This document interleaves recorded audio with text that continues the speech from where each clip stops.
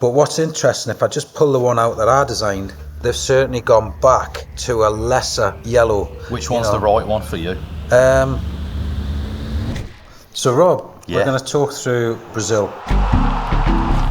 Arguably my favourite, behind England. Yeah. So I want to just talk through the significance of an asset to a brand. Mm-hmm. So if you think about Nike, you think Brazil now. Yeah. It's almost that the two have just become synonymous. And I think a lot of that is to do with Phil Knight's statement, in as much as you can't design football unless you see through the eyes of the Brazilians, which there's a lot of truth in that. Yeah. They made the game beautiful. But what I would like to talk about is the progression that it's either made or hasn't made, whichever way you want to look at it.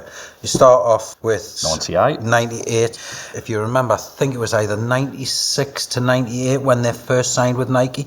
And that's where that stripe came from. So that became quite synonymous. Just one quick thing, it's really interesting that this feels like such an old shirt, even though it's only 4 years difference between the two. I know. The crest and everything. Well, I think from the 1970s. But Nike were finding their feet then. Yeah. I think it's fair to say they were finding their feet in the sport that they weren't masters of yet. Then I know through my own design when I was doing this one, which is the massive colour, so you can now see how different the colour is. That's why that stripe was there again.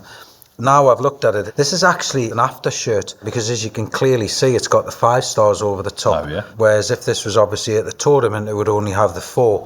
But this is obviously when they've won the World Cup, which is nice to see.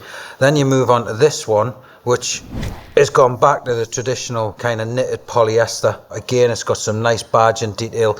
If you look at the size of the badge here, this is the optimum size that you can have for a World Cup badge on a kit. So what they've done is they've kind of housed it in so that they can get the stars on it. Mm-hmm. They've got the Mandarin collar again, which we saw on the Korean kit, which was a very similar sort of look and feel. And then if you look at the back, this is where we're now starting to see a little bit of personalisation coming onto the back of the neckline.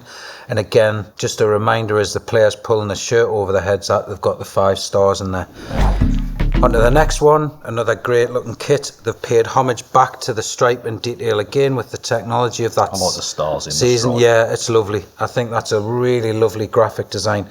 They actually did a black on black version of this kit at this time. Because they did the jacket and everything. With they did. And this was where they brought the message to the fans, the message to the players on the insides of the badge. I actually don't mind that kit. It was one of those kits where I think they'd kind of gone back to the principles of the design. Basic collar. This for me was the one that was just an absolute shocker. I didn't like this at all. I didn't like the neckline. It was way too feminine in my opinion. The fact that they've got the Lurex gold thread through that. What I did like was the graphic that they put on the inside. I thought that was superb. Paying homage to the Canaries and all that sort of stuff. I liked the graphical element, but I think the design of the shirt was an absolute shocker. A little bit slimmer as well, this cut, because it was all about aerodynamicy and speed and all that sort of stuff. And then we've got the last offering. 2018. So 2018, which obviously we've got the same detail that we'll see in a lot of the templates at that time. But what's interesting, if I just pull the one out that I designed, they've certainly gone back to a lesser canary yellow. Which one's the right one for you?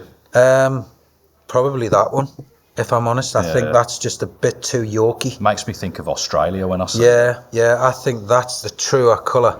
But obviously being as biased as I am and I'm allowed to do that, I just think that's This just feels really green next to that as well. Yeah, it does, totally. But that's it. So why don't you tune in a little bit later when Subside are going to give us all the 2022 World Cup kits to review.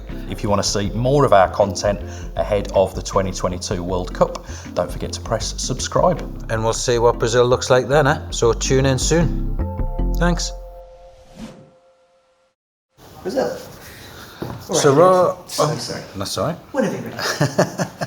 Here we are. So Rob, we're going to talk through